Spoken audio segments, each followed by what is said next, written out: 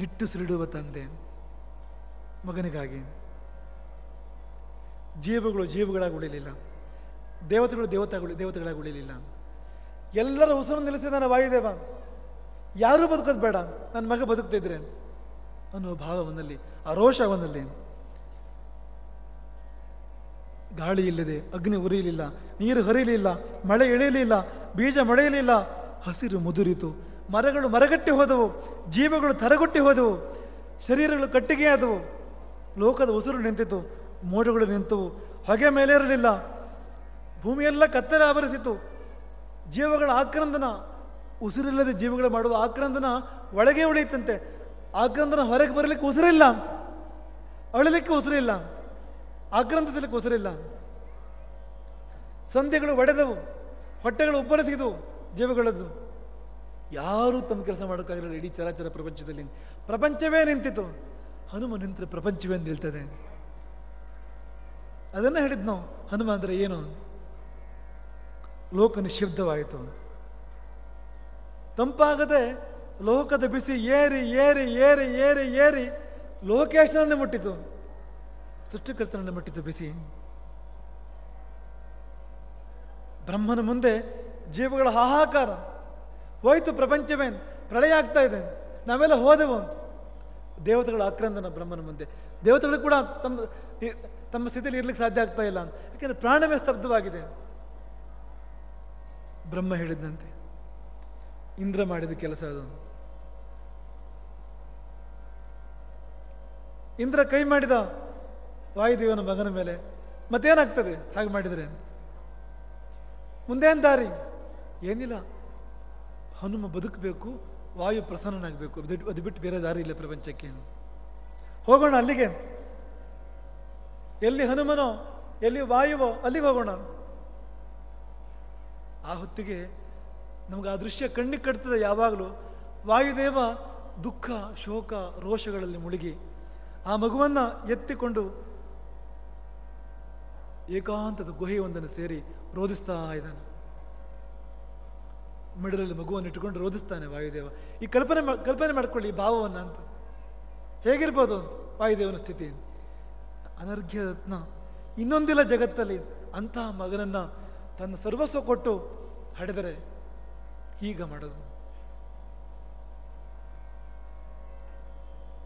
ಎಲ್ಲ ದೇವತೆಗಳು ಆ ಗುಹೆ ಸೇರಿದರಂತೆ ಬ್ರಹ್ಮನ ಸಹಿತವಾಗಿ. ಮಾರುತಿಯ ಮುಂದೆ ಸೃಷ್ಟಿಕರ್ತ ಬ್ರಹ್ಮ, ಸಮಸ್ತ ದೇವತೆಗಳು. ಇಂದ್ರನನ್ನು ಕಂಡ ರೋಷದಿಂದ ಕಂಡುಬಿಟ್ಟ ವಾಯುದೇವ, ನೀನು ಮಾಡಿದ್ದಿ ಕೆಲಸ ನಾನು. ಆದರೆ ಬ್ರಹ್ಮನನ್ನು ಕಂಡಾಗ ತಲೆಬಾಗಿದ. ಆ ಮಗುವನ್ನು ಹಿಡ್ಕೊಂಡು, ಹನುಮನ್ನು ಹಿಡ್ಕೊಂಡು ಎದ್ದು ನಿಂತ. ಬ್ರಹ್ಮನಿಗೆ ಗೊತ್ತು ಮಾತಾಡಿ ಪ್ರಯೋಜನ ಇಲ್ಲ ಹೇಗೇನು ಅಂತ. ಒಂದೇ ದಾರಿ ಅಂತ. ತನ್ನ ಅಮೃತ ಕರದಿಂದ ಆಂಜನೇಯನನ್ನು ಸ್ಪರ್ಶ ಮಾಡ್ತಾನೆ ಬ್ರಹ್ಮ. ನಿದ್ದೆ ತಿಳಿದೆದ್ದವನಂತೆ ಹನುಮ ಮತ್ತೆ ಮೇಲೆದ್ದ. ಹನುಮನ ಪುನರ್ಜನ್ಮ ಆಯಿತು.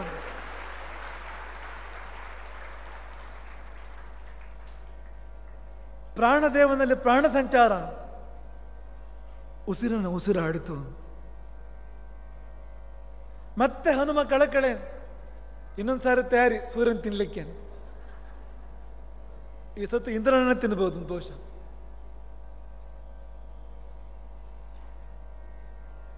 ಇಲ್ಲೊಂದು ತಮಾಷೆ ಕಥೆಯನ್ನು ಹೇಳ್ತಾರೆ.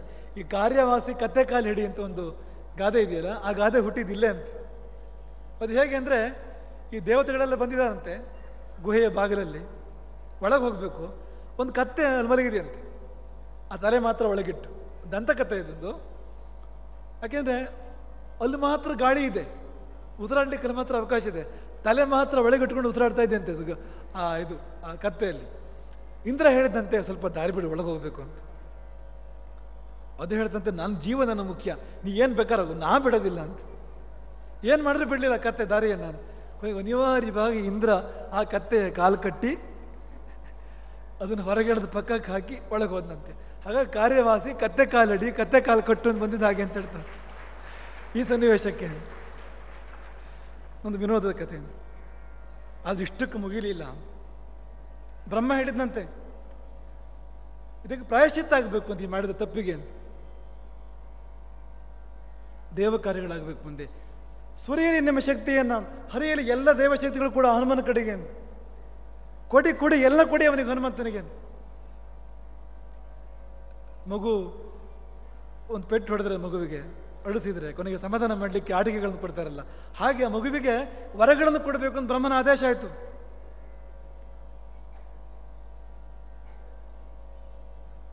ಇಂದ್ರ ತನ್ನ ಕೊರಳ ಕಮಲ ಮಾಲೆಯನ್ನು ಆತನ ಕೊರಳಿಗೆ ಹಾಕಿ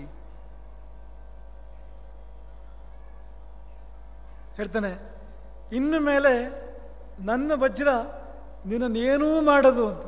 ವಜ್ರಕ್ಕೆ ಮೀರಿದವನಾಗ್ತೀಯ ನೀನು, ಆಯುಧಗಳೆಲ್ಲ ಶೆಟ್ಟವಾಗಿರ್ತಕ್ಕಂಥ ವಜ್ರಾಯುಧವನ್ನು ಮೀರಿದ ವಜ್ರಕಾಯನಾಗ್ತೀಯ ನೀನು. ಇಚ್ಛಾಮರಣ ನಿನಗೆ, ಮೃತ್ಯು ನಿನ್ನನ್ನು ಮುಟ್ಟದು, ನಿನಗೆ ಮನಸ್ಸು ಬರಬೇಕು, ಅಲ್ಲಿವರೆಗೆ ಏನೂ ಆಗೋದಿಲ್ಲ ನಿನಗೆ ಮೇಲೆ. ಅದು ಮಾತ್ರ ಅಲ್ಲ, ಹನುಮಾನನ ಹೆಸರನ್ನು ಕೊಟ್ಟನಂತೆ ಇಂದ್ರ. ಯಾಕೆಂದ್ರೆ ಹನು ಆ ದವಡೆ ಕೊಂಚ ಮುರಿದಿತ್ತು,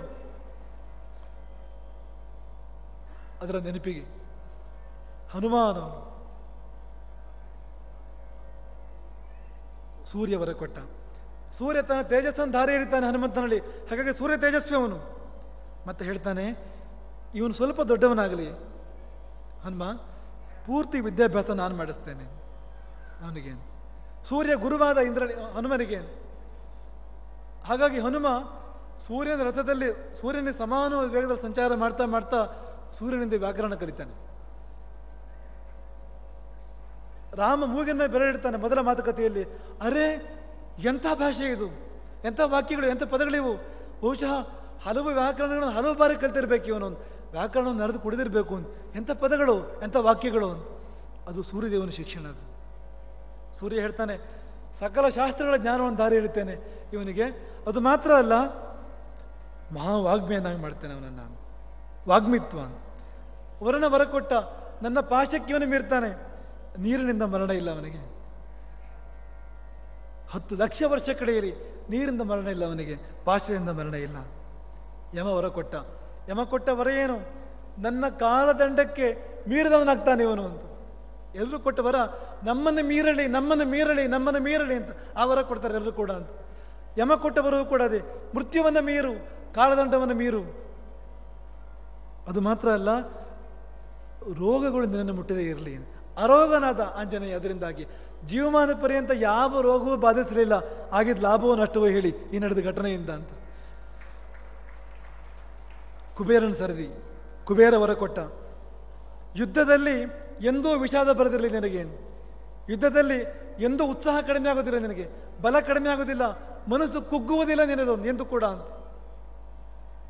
ನನ್ನ ಗದೆಯನ್ನು ಮೀರ್ತೀಯ ನೀನು. ಶಂಕರ ವರ ಕೊಟ್ಟ.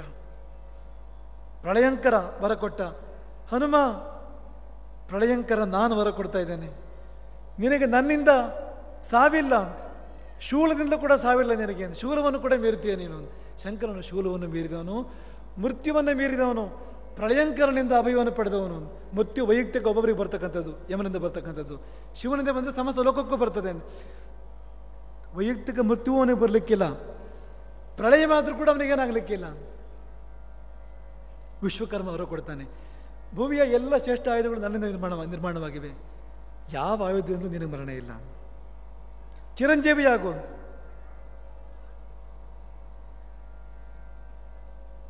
ಇಂದ್ರ ಮತ್ತು ವರ ಕೊಟ್ಟ. ಅದು ಇದು ಅಂತ ಹೇಳೋದಾಕೆ, ಯಾವ ಶಸ್ತ್ರಗಳಿಂದ ಕೂಡ ಬದ್ಧನಾಗದೇ ಇರಲಿ ಇವನು. ಯಾವುದೇ ಯುದ್ಧದಲ್ಲಿ ಯಾವುದೇ ಶಸ್ತ್ರದಿಂದ ನಿನಗೆ ಮೃತ್ಯು ಬರದೇ ಇರಲಿ. ಬ್ರಹ್ಮ ವರ ಕೊಟ್ಟ. ಬ್ರಹ್ಮದಂಡಕ್ಕೂ ಅವಧ್ಯ. ಬ್ರಹ್ಮರ್ಷಿಗಳ ಶಾಪಗಳು ನಿನ್ನನ್ನು ಸಂಹಾರ ಮಾಡಲಿಕ್ಕೆ, ನಿನ್ನನ್ನು ಸೋರಿಸಲಿಕ್ಕೆ ಸಮರ್ಥವಾಗೋದಿಲ್ಲ. ಶಾಪಗಳನ್ನು ಮೀರು. ಇಂಥ ವರವೇ ಯಾರಿಗೂ ಬಂದಿದ್ದಿಲ್ಲ. ನೀನು ಶತ್ರು ಭಯಂಕರನಾಗ್ತೀಯೇ, ಮಿತ್ರರಿಗೆ ಅಭಯಂಕರನಾಗ್ತೀಯೇ. ಕಾಮರೂಪ ಧಾರಣೆ ಸಾಮರ್ಥ್ಯ. ಬೇಕಾದ ರೂಪ ಧಾರಣೆ ಮಾಡು, ಬೇಕಾದಂತೆ ಬೆಳೆ, ಬೇಕಾದಂತೆ ಕಳೆ, ಅಣುಮಾಗು, ಮಹತ್ತಾಗು. ಆ ಶಕ್ತಿ ನಿನಗಿದೆ. ಬೇಕಾದ ರೂಪ ಧಾರಣೆ ಮಾಡು, ಬೇಕಾದಷ್ಟು ಬಲ ನಿನಗೆ, ಬೇಕಾದಷ್ಟು ಬುದ್ಧಿ, ಬೇಕಾದಷ್ಟು ಶಕ್ತಿ, ಏನೇನು ಸುಗುಣಗಳಿದೆಯೋ ಅದೆಲ್ಲವನ್ನು ಅನಂತವಾಗಿ ದಾರಿ ಎಳೆದು ಕೊಟ್ಟ ಬ್ರಹ್ಮ. ಇದಿರಲಿ ನನಗೆ. ನೋಡಿ, ಇದೆಲ್ಲ ವಿಶ್ವವಿಕ್ರಮವೇ. ತನ್ನ ಎಳವೆಯಲ್ಲಿ ತಾನು ಕುಸಿದು ಬಿದ್ದರೆ ಆ ಗುಹೆಗೆ ಎಲ್ಲ ದೇವತೆಗಳನ್ನು ಕರೆಸ್ತಾನ. ಅಲ್ಲಿ ಬಂದು ವರ ಕೊಡೋ ಹಾಗೆ ವರಗಳ ಸುರಿಮಳೆ. ಇದು ಆಂಜನೇಯ. ಹಾಗಾಗಿ ಆಂಜನೇಯನಿಗೆ ಅಂತ ಅದ್ಭುತವಾಗಿರ್ತಕ್ಕಂಥ ಶಕ್ತಿ ಸಾಮರ್ಥ್ಯಗಳು. ಒಂದೇ ಮಾತನ್ನು ಹೇಳಬೇಕು ಅಂದರೆ ಸಕಲ ದಿವ್ಯ ಶಕ್ತಿಗಳು ಸೇರಿ ಹೋದವು ಅವನಲ್ಲಿ. ಎಲ್ಲವನ್ನೂ ಮೀರಿದ ಅವನು, ಎಲ್ಲವೂ ಸೇರಿದವನಲ್ಲಿ, ಎಲ್ಲಕ್ಕೂ ಅತೀತನಾದ. ಆದರೆ ಶುಭನಾಗಿಯೇ ಉಳಿದ. ಒಂದಿಷ್ಟು ಅಶುಭ ಅವನಲ್ಲಿ ತಲೆ ಹಾಕಲಿಲ್ಲ, ಹಾಗೆ ಉಳಿದವನು ಇಂಥ ಆಂಜನೇಯ. ಆದರೆ ಒಂದೇ ಒಂದು ಅಂದರೆ ಅವನಿಗೆ ತಾನೇನು ಅಂತ ಗೊತ್ತಿಲ್ಲ. ಅದಕ್ಕೂ ಒಂದು ಕಾರಣ ಇದೆ. ಇದೆಲ್ಲ ಆದಮೇಲೆ ಶಕ್ತಿ ತುಂಬಿ ತುಳುಕಿತು ಅವನಲ್ಲಿ, ಜೊತೆಗೆ ತುಂಟ ಬುದ್ಧಿಯೂ ಸೇರಿತ್ತು. ಹನುಮಂತ ಅಂದರೆ ಕೇಳಬೇಕಾ ಮತ್ತೆ? ಇಡೀ ಆಶ್ರಮ ಪರಿಸರದಲ್ಲಿ ಲೂಟಿ ಮಾಡೋಕ್ಕೆ ಶುರು ಮಾಡ್ತಾನೆ, ತಂಟೆ ಮಾಡೋಕ್ಕೆ ಶುರು ಮಾಡ್ತಾನೆ ಹನುಮಂತ. ಋಷಿಯಾಶ್ರಮಗಳಲ್ಲಿ ಯಾರು ಯಜ್ಞ ಮಾಡಲಿಕ್ಕೂ ಸಾಧ್ಯ ಇಲ್ಲ, ತಪಸ್ ಮಾಡಲಿಕ್ಕೂ ಸಾಧ್ಯ ಇಲ್ಲ. ಯಾರು ಏನು ಮಾಡೋಕ್ಕೂ ಸಾಧ್ಯ ಇಲ್ಲ. ಇಷ್ಟೊತ್ತಿಗೆ ಬರ್ತಾನೋ ಏನು ಮಾಡ್ತಾನೋ ಏನೋ ಪ್ರಾಣಾಂತಕರವಾದಲ್ಲ, ಲೂಟಿ ತಂಟೆ ತಂಟೆ ಮಾಡಿ ವಿಪರೀತ ಆಗೋಯ್ತು. ವಾಯು ಬುದ್ಧಿ ಹೇಳ್ದ, ಅಂಜನೆ ಹೇಳಿದ್ಲು, ಕೇಸರಿ ಯಾರು ಹೇಳಿದ್ರು ಕೇಳೋದಿಲ್ಲ. ಲೂಟಿಯೇ ಲೂಟಿ, ತಂಟೆಯೇ ತಂಟೆ ಅನ್ನೋದು. ತಂಟೆ ಮಿತಿ ಮೀರಿದಾಗ ಋಷಿಗಳು ಎರಡು ವಂಶದವರು ಸೇರ್ತಾರೆ. ದೇವಗುರು ವಂಶದವರು, ದೈತ್ಯಗುರು ವಂಶದವರು ಎಲ್ಲ ಸೇರಿ ಶಾಪ ಕೊಟ್ಟರು ಕೂಡ ಅವನನ್ನು ಶಾಪದಿಂದ ಸೋಲಿಸಲಿಕ್ಕಾಗೋದಿಲ್ಲ, ಶಾಪದಿಂದ ಸಾವಿಲ್ಲ. ಏನು ಮಾಡೋದು ಇವರನ್ನ ಅಂತ ಎಲ್ಲ ಕೂಡಿ ಸಮಷ್ಟಿಯಿಂದ ಒಂದು ಶಾಪ ಕೊಡ್ತಾರೆ ಅವನಿಗೆ. ಆ ಶಾಪ ಏನು ಅಂದರೆ, ಯಾರಾದರೂ ನೆನಪಿಸೋವರಿಗೆ ನಿನಗೆ ನಿನ್ನ ಸಾಮರ್ಥ್ಯ ಮರೆತು ಹೋಗಲಿ. ಪಾಪ ಆದಂತೆ ಆಮೇಲೆ ಅನ್ನುವಂಥ ಅವನಿಗೆ ಗೊತ್ತಿಲ್ಲ ತಾನೇನು ಅಂತ. ಮುಗ್ಧ ಆದನಂತೆ. ಆಮೇಲೆ ಪಾಪ ಅಂದ್ರೆ ಪಾಪ, ಏನು ತಂಟೆ ಎಲ್ಲ ಲೂಟಿ ಇಲ್ಲ, ಸುಮ್ಮನೆ ಶಾಂತವಾಗಿದ್ದಂತೆ. ಎಲ್ಲಿವರೆಗೆ ಅಂದರೆ ರಾಮ ಬರುವವರೆಗೆ. ರಾಮ ಬಂದಾಗ, ಜಾಂಬವಂತನ ಬಾಯಿಂದ ರಾಮ ಮಾತಾಡಿದಾಗ, ನೀನೇ ಕಲಿ ಹನುಮ ಅಂತ ಹೇಳಿದಾಗ ಮತ್ತೆ ಶಕ್ತಿ ಸಂಚಾರ ಅವನಲ್ಲಿ. ವಾಮನ ತ್ರಿವಿಕ್ರಮ ಆಗ್ತಾನೆ. ಆಗ ಅದ್ಭುತ ಅದು. ಸಮುದ್ರ ಹಾರ್ಲಿಕ್ಕಾಗದೆ ಕಪಿಗಳು ಕಂಗಾಲ ಕೂತಿರ್ತಾರೆ. ಅಂಗದ ಕೆಡ್ತಾನೆ, ಹೇಳಿ ಯಾರ್ಯಾರು ಎಷ್ಟೆಷ್ಟು ಹಾರ್ತೀರಿ?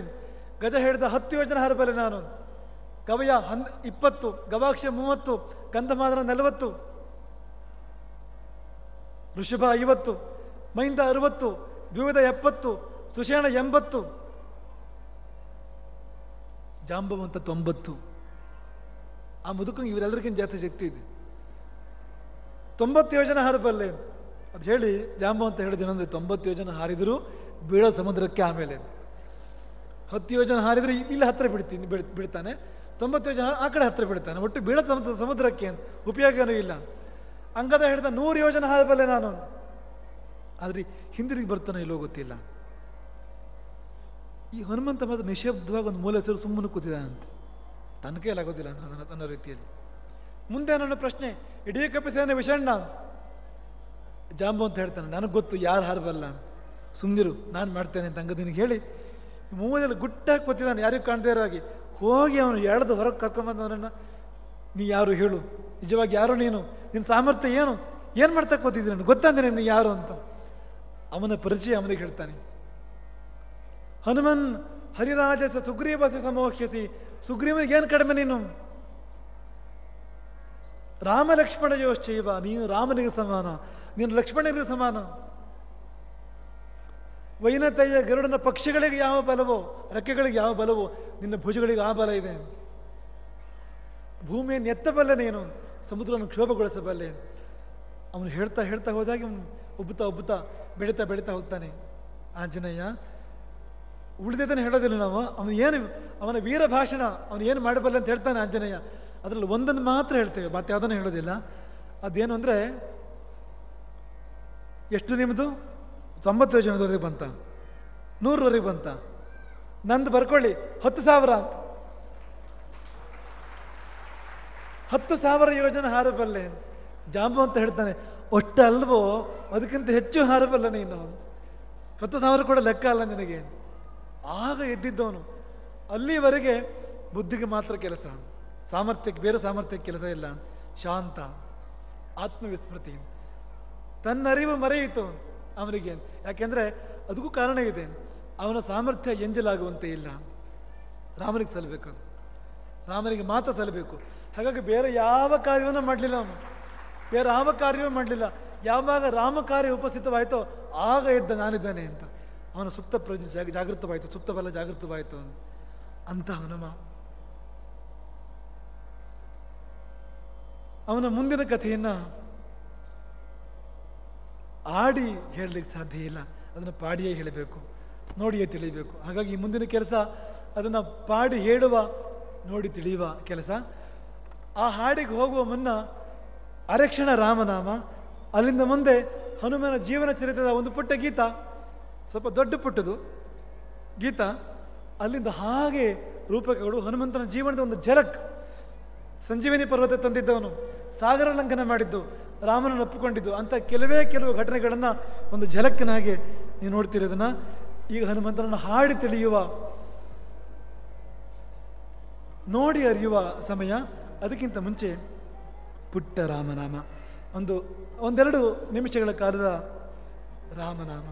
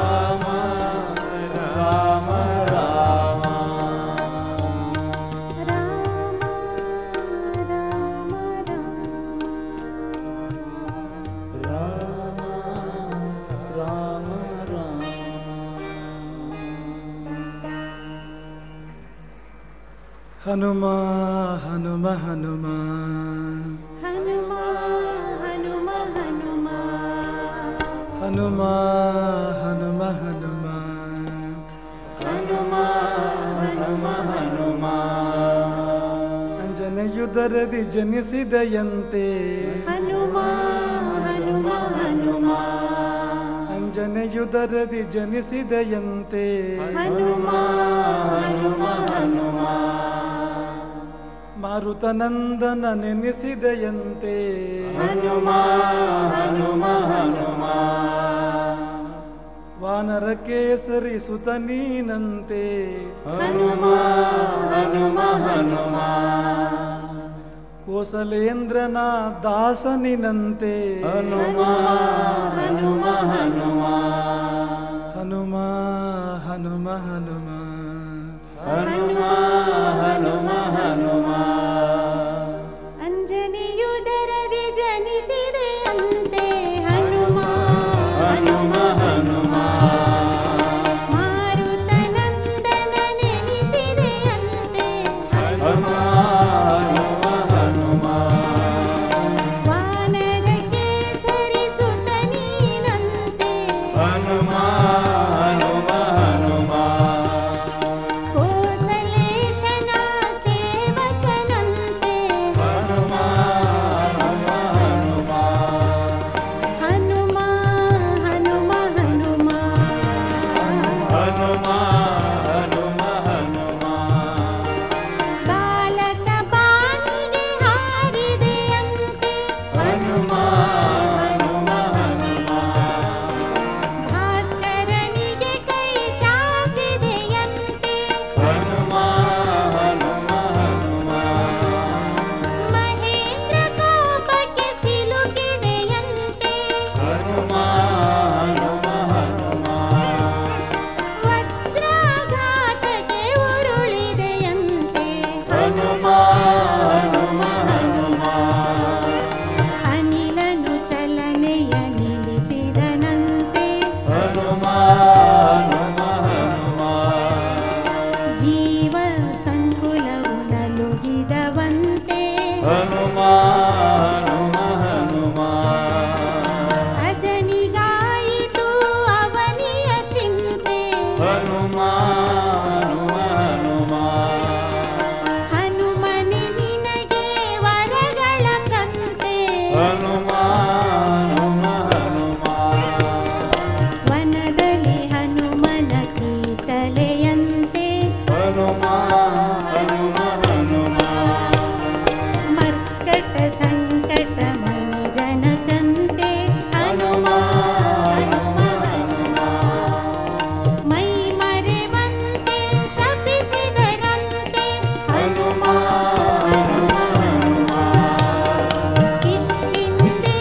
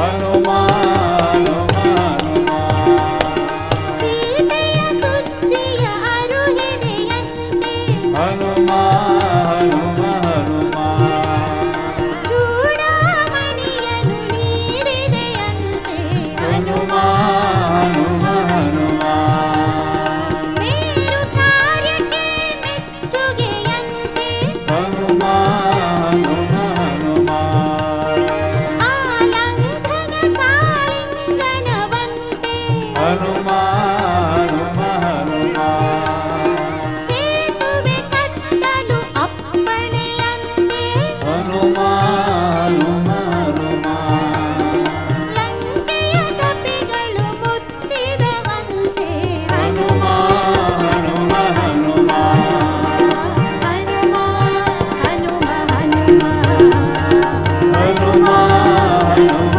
ಹನುಮ ರಕ್ಕಸರನ್ನು ಕಂಗೆಡಿಸಿದನಂತೆ ಹನುಮ ಹನುಮ ಹನುಮ ಲಂಕೇಶನ ಶಕ್ತ್ಯಾಯುಧವಂತೆ ಹನುಮ ಹನುಮ ಹನುಮ ರಾಮಾನುಜನನೆ ಘಾತಿಸಿದಂತೆ ಹನುಮ ಹನುಮ ಹನುಮ ಸಂಜೀವಿನಿ ಲತೆ ಔಷಧಿಯಂತೆ ಹನುಮ ಹನುಮ ಹನುಮ ಕ್ಷಣದಲ್ಲಿ ಹಿಮಗಿರಿ ಸೇರಿದೆಯಂತೆ ಹನುಮ ಹನುಮ ಹನುಮ ಗಿರಿಯನೆ ಹೊತ್ತು ಮರಳಿದೆಯಂತೆ ಹನುಮ ಹನುಮ ಹನುಮ ರಾಮಾನುಜನಿಗೆ ಎಚ್ಚರವಂತೆ ಹನುಮ ಹನುಮ ಹನುಮ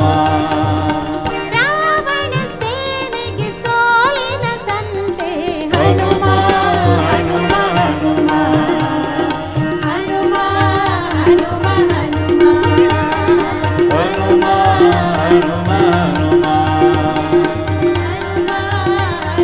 ಹನುಮ ರಾಮನ ಹೊತ್ತು ಕದನಕ್ಕೆ ನಿಂತೆ ಹನುಮ ಹನುಮ ಹನುಮ ಘೋರ ಯುದ್ಧವು ಸಮನಿಸಿತಂತೆ ಹನುಮ ಹನುಮ ಹನುಮ ರಾಮನ ಹೊತ್ತು ಕದನಕ್ಕೆ ನಿಂತೆ ಹನುಮ ಹನುಮ ಹನುಮ ಘೋರ ಯುದ್ಧವು ಸಮನಿಸಿತಂತೆ ಹನುಮ ಹನುಮ ಹನುಮ ರಾವಣ ಸತ್ತು ಉರುಳಿದನಂತೆ ಹನುಮ ಹನುಮ ಹನುಮ ರಾವಣ ಸತ್ತು ಉರುಳಿದನಂತೆ ಹನುಮ ಹನುಮ ಹನುಮ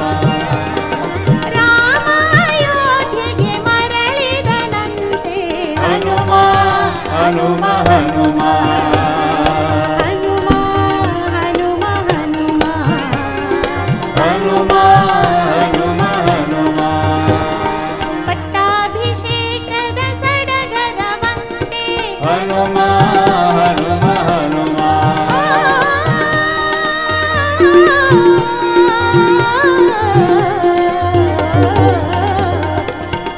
ಪಟ್ಟಾಭಿಷೇಕದ ಸಡಗರವಂತೆ ಹನುಮ ಹನುಮ ಹನುಮ ಸೀತೆಯ ಮಮತೆಯ ಉಡುಗೊರೆಯಂತೆ ಹನುಮ ಹನುಮ ಹನುಮ ಮುತ್ತಿನ ಹಾರದ ಮೆಚ್ಚುಗೆಯಂತೆ